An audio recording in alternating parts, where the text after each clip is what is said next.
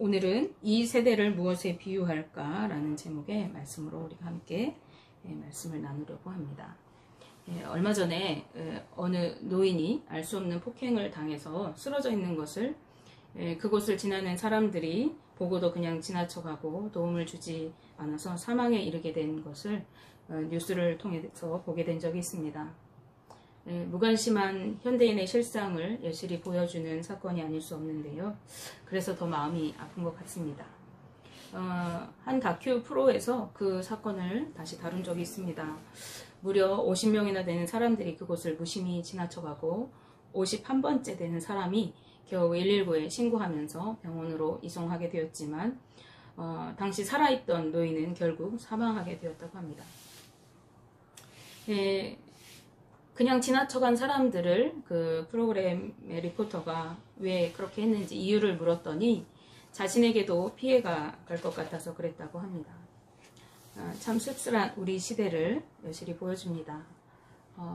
전화 한 통으로 신고 한 번이면 살 수 있었던 목숨이 무고하게 죽어간 사건입니다. 오늘 본문 말씀에서 예수님께서도 이런 무관심하고 무감각한 그런 세대를 책망하시는 내용의 말씀이 등장하고 있습니다. 사실 본문은 7절부터 이어지는 말씀인데요.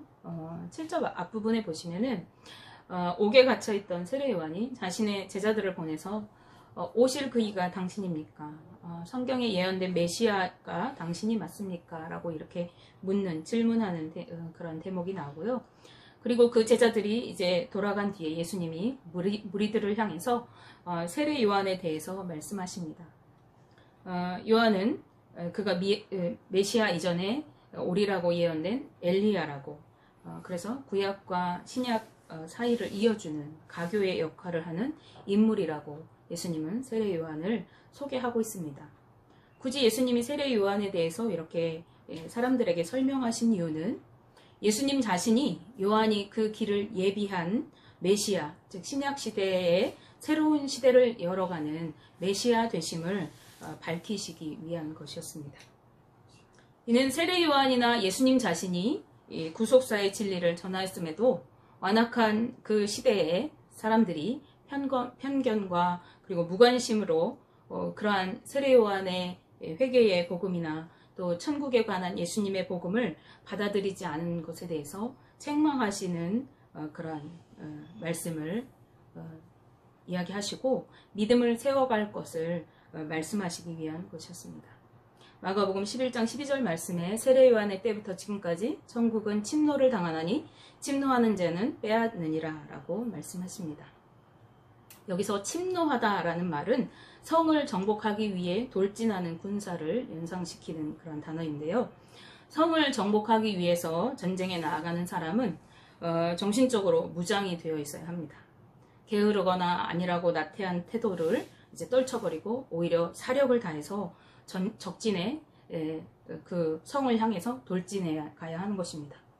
이 말씀은 복음과 회개의 말씀을 듣고 그 말씀을 즐겨 듣고 따르는 자들이 천국을 누리게 될 것이라고, 그 말씀에 따라 살아가기를 위해서 사력을 다하는 사람이 하나님의 나라를 누리는 자라고 말씀하고 있는 것입니다. 그런데 예수님 당시에 이스라엘 백성들은 그렇지 못했습니다. 그래서 예수님은 15절 말씀에서 귀 있는 자는 들을지어다 라고 하시면서 그 사람들에게 비유를 들어서 책망하시기 시작하는 것입니다. 16절 말씀에 예수님은 이 세대를 무엇으로 비유할까 라고 하시면서 말씀을 시작하십니다. 이 세대라는 말은 동일한 세대를 살고 있는 각 개인의 모든 사람들을 이르는 말입니다. 그리고 이 세대라는 말은 예수님께서 주로 사용하시는 단어였는데 예수님께서 이 세대라는 말을 사용하실 때 그 뒤에 붙는 수식어는 음란한 또는 악한 그리고 믿음이 없고 패역한 등과 같이 부정적인 그런 수식어와 함께 사용되어집니다. 그래서 본문에서 역시 이 자신을 메시아로 믿지 않는 사람들을 지칭하기 위해서 이 세대라고 하는 그러한 말을 사용하신 것입니다. 예수님의 천국 복음을 거부한 이스라엘 백성들을 일컫는 말이 바로 이 세대라고 하는 말인 것입니다. 그들은 아이들이 장터에 앉아서 피리를 불어도 춤추지 않고 또 슬피 울어도 가슴을 치지 아니하는 동무와 같다라고 예수님 비유로 말씀하시는데, 여기에서 장터라는 말은 사람들이 회집하는, 많이 모이는 그러한 장소를 뜻하는 말입니다. 사람들이 많이 모이는 넓은 광장에서 당시 사람들은 물건을 매매하거나 아니면 어떤 공개적인 토론, 또 재판을 이루어가고, 그리고 공공적인 회의를 회집하는 그러한 일을 했던 장소입니다.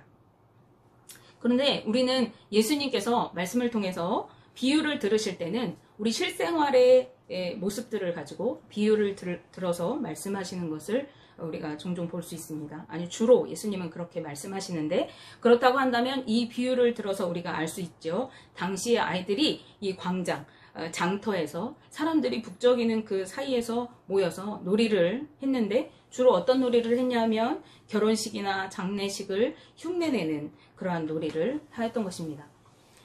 고대 근동 지역에서는 결혼식이 행해질 때 피리를 이렇게 사람들이 불면은 남자들이 이렇게 나와서 그 곡조에 맞추어서 춤을 추었다고 합니다. 그런가 하면은 우리 옛 그 장례 문화와 비슷한데, 장례식 때에는 여인들이 슬퍼하며 울음소리를 낼 때 함께 가슴을 치면서 고통과 슬픔으로 비통해하는 그러한 모습을 함께 했던 그러한 장례 문화가 있었다고 해요. 그런데 그런 모습을 흉내내면서 아이들이 놀고 있었는데, 아이들의 그 놀이는 제대로 이루어지지 않았어요. 왜냐하면 그것은 그 한 팀에서 호응해 주어야 되는데 호응하지 않고 반응하지 않고 계속 그 무감각하게 무반응으로 이렇게 대응했기 때문에 그 놀이가 제대로 이루어지지 않은 모습을 예수님은 당시에 이스라엘 백성들의 모습으로 비유하면서 이렇게 말씀하십니다. 이스라엘 백성들이 예수님 당시에 반응하지 않는 아이들과 같다고 말씀하시는 것이고, 그리고 그 이유를 이제 뒤에 이어서 설명하고 계신 것입니다. 우리 성경에는 없지만 원문에서는 18절에 왜냐하면 이라는 이유 접속사를 시작으로 말씀이 시작돼요. 우리말 성경에는 요한이 와서 이렇게 바로 직접 이렇게 이야기하지만 원어 헬라어에 보면은 가르라고 하는 그런 단어가 들어있어요. 그래서 그 가르라는 말은 왜냐하면 이라는 말입니다. 내가 왜 이렇게 비유했는가 하면 하고, 그 비유의 의도가 이제 18절 이후에 나타날 것을 보여주는 것입니다. 예수님은 세례 요한에 대해서 다시 말씀하고 계세요. 그는 금욕적인 생활을 했던 사람입니다. 사람들이 살지 않는 광야에서 먹을 것도 없는 척박한 그곳에서 생활을 했습니다. 그는 거친 약대털 가죽으로 옷을 해 입었어요. 약대는 낙타를 얘기해요. 낙타 털은 좀 뻣뻣하고, 우리 고양이 털이 있는데 고양이 털도 뻣뻣한데 낙타 털은 그보다 훨씬 뻣뻣하죠. 그런 뻣뻣한 털을 옷을 만들어 입고 생활했어요. 그리고 광야기 때문에 먹을 것이 없어서 메뚜기를 잡아먹고 석청을 먹었다고 해요. 석청은 바위나 나무에서 그 석벌이 집을 짓고 만든 꿀을 이렇게 채취하는 것을 이야기합니다. 그래서 메뚜기를 잡아먹고 들에 있는 꿀을 먹으면서 생활을 했어요. 그런가 하면 당시 유대인들이 자신들의 집으로 세례 요한을 이렇게 초청했지만 그 초청에도 응하지 않았습니다. 당시 유대인들도 남들에게 보이기 위해서 자랑 삼아서 이렇게 금식하면서 금욕적인 생활을 하는 것 같이 행동했어요. 그런데 자신들은 그렇게 행동하면서 정말 진실된 마음으로 금욕적인 생활을 했던 세례 요한을 향해서는 오히려 비난했고, 자신들과 어울리지 않고 같이 행동하지 않는다는 이유로 당시에 가장 기독교인에게 모독적인 말인 욕설과도 같은 귀신이 들렸다라고 세례 요한을 비난하였습니다.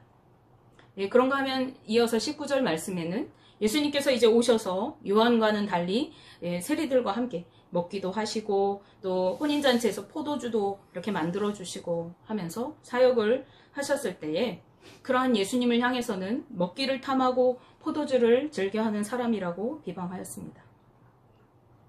이 말씀에서 먹기를 탐하고 라는 말은 이렇게 단지 먹는 것을 좋아하는, 우리 주영이도 맛있는 걸 먹는 걸 좋아하는데, 먹는 거를, 네, 이 전도사님도 먹는 것을 이렇게 즐겨하는 것에 지나지 않고 습관적으로 많이 먹는 것, 개걸스럽게 먹는 그런 음식을 탐하는 탐식가를 먹기를 탐하고 라는 말로 표현했습니다. 그런가 하면 포도주를 즐긴다라는 말도 즐긴다라는 말에서 이렇게 술을 즐기면서 어느 정도 이렇게 좋은 습관으로 먹는 것을 의미하는 것이 아니라 습관적으로 많은 술을 마시는 술주정뱅이를 이르는 말이라고 합니다. 그래서 예수님께서 세리들과 함께 한자리에 앉아서 식사를 하시고 또 포도주를 마시고 하는 것을 보고 그렇게 비유하신 것이죠. 그런데 예수님께서 세리들과 함께 먹고 마시는 것은 그들을 구원하시기 위해서 구속사적으로 행하셨던 일부의 어떤 사역이었는데, 바리새인들은 그러한 예수님을 탐식가 그리고 술주정뱅이라고 몰아세우고 그런 예수님이 죄인과 세리들의 친구라고 비난했던 것입니다. 이러한 유대인들의 모습은 자신들과 같지 않으면 무조건 틀렸다고 말하는 이원론적인 그러한 모습을, 그리고 유치하고 독단적인 행동으로, 그리고 유아기적인 반항심에 지나지 않는 것으로 예수님은 지적하고 계신 것입니다. 이들은 세례 요한의 회개 선포나 그가 투옥되어도 아무런 반응을 보이지 않았고, 구약에서 거듭해서 예언된 메시아이신 예수님께서 오셨지만 영적으로 완악했던 그들은 그것에 또 예수님께서 다시 오신 것에 대해서도 무감각하고 무관심하였습니다.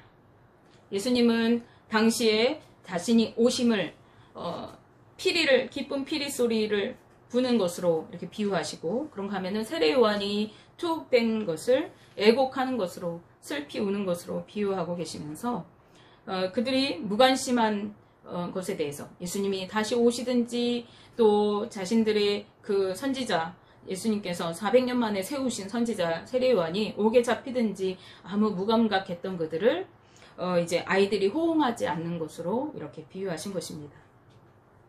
하나님의 백성인 이스라엘 백성들이 영적인 일에 무감각하고 무관심으로 일관한 것은 예수님께서 그들의 행동을 꾸짖으신 것인데, 이들이 이렇게 영적으로 무감각한 것은 그들의 완악함 때문일 것입니다.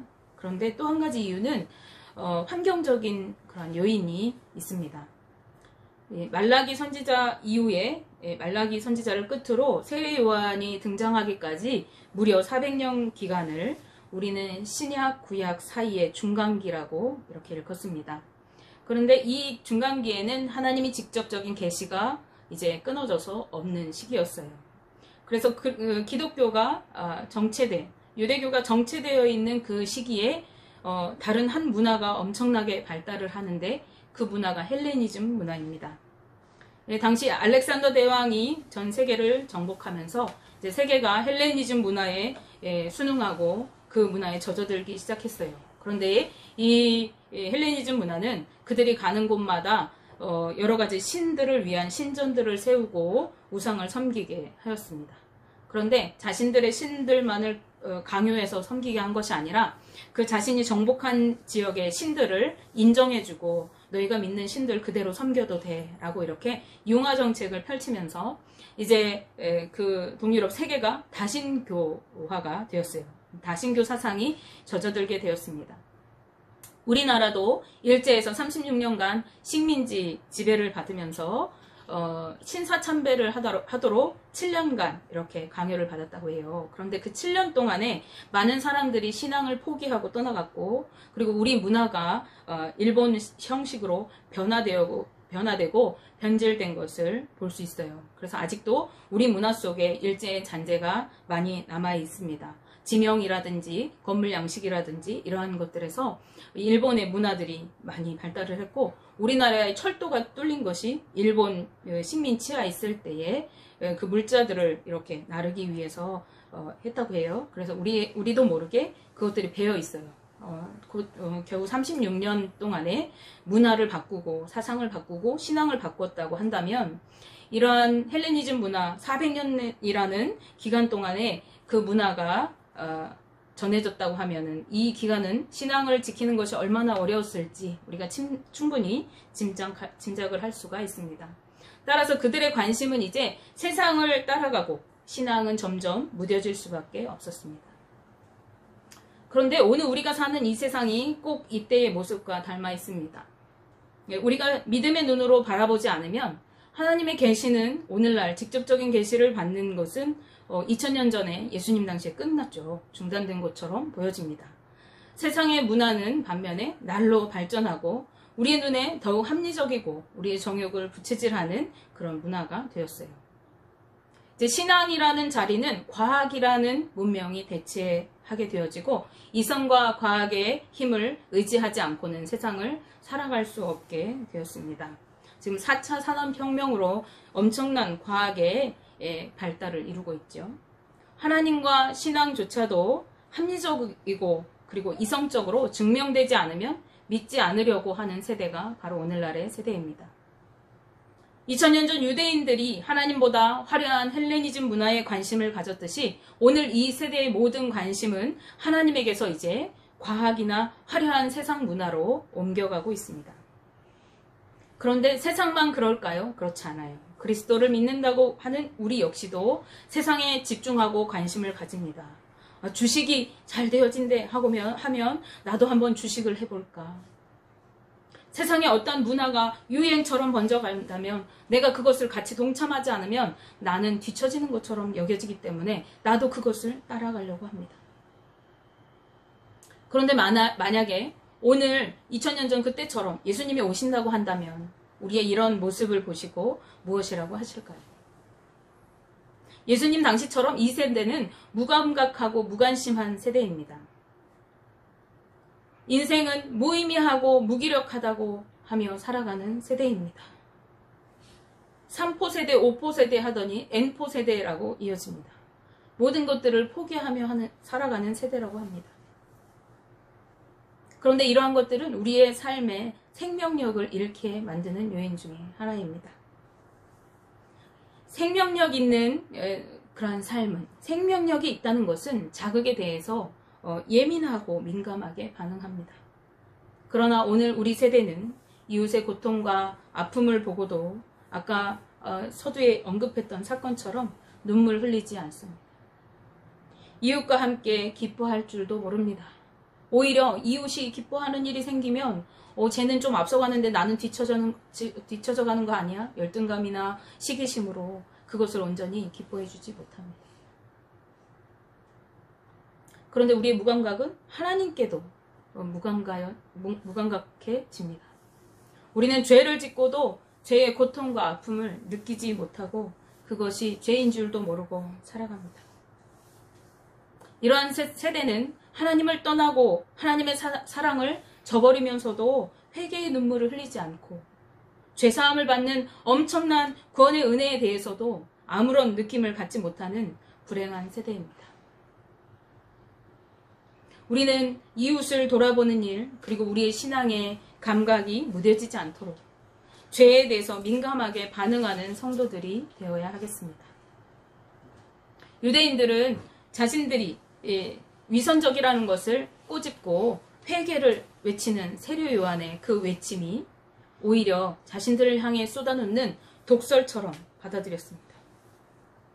그리고 자신들의 외식이 합리적이라는 것을 정당화하기 위해서 그 회개를 외치는 요한을 향해서 그는 귀신이 들려서 미쳐서 저런 소리를 하는 거야 라고 오히려 요한을 몰아붙였습니다.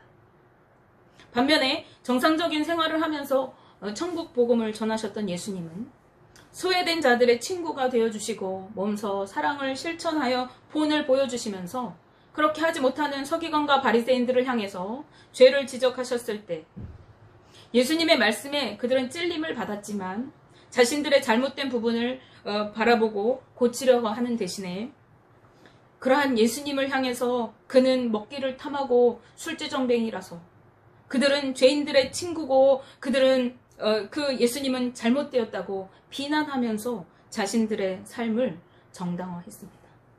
합리화했던 것입니다. 그런데 자신들의 잘못이 지적되었을 때에 그것을 정당화하려고 숨기려고 다른 사람을 자신들의 잘못을 지적해주는 그 예수님이나 세례 요한을 비방했던 그런 삶은 더 나은 삶을 살 수 없게 합니다. 우리의 잘못된 부분을 바로 바라보고 그것을 고쳐나갈 때라야 우리는 더 나은 삶을 살아갈 수 있게 됩니다. 그런데 우리의 잘못을 합리화하는 것이 아니라 우리의 잘못된 부분을 회개하고 돌이키며 참된 신앙의 삶을 누리며 살아갈 때에 그것이 더 나은 삶으로, 하나님의 통치를 이루는 삶으로 살아가게 되는 것입니다. 잠언 12장 15절 말씀에 미련한 자는 자기 행위를 바른 줄로 여기나 지혜로운 자는 권고를 듣느니라 라고 말씀합니다. 오늘 예수님은 죄에 대해서 또 복음에 대해서 무감각하고 무관심했던, 그래서 복음을 위해 오신 메시아 예수님의 그 오심에도 반응하지 않고, 자신들을 위해 회개의 복음을 외쳤던 세례 요한이 감옥에 갇히고 죽임을 당하는 것에도 전혀 울어주지 않았던 그 이스라엘 민족을 향해서 이제 말씀하고 계시는 것입니다. 너희는 침노하는 것처럼 하나님의 말씀으로 돌이켜서 주님의 나라를 이루기 위해 너희의 믿음을, 너희의 마음을, 너희의 온 힘을 다해 힘쓰라고 말씀하십니다. 원하기는 우리 동성교회 모든 가족들 여러분이 죄에 민감하고 이웃의 아픔에 공감하면서 복음에 즉각적으로 반응하고 살면서 참된 믿음으로 하나님의 나라를 누리며 살아가는 복된 삶이 되시기를 주님의 이름으로 축복하며 기도합니다.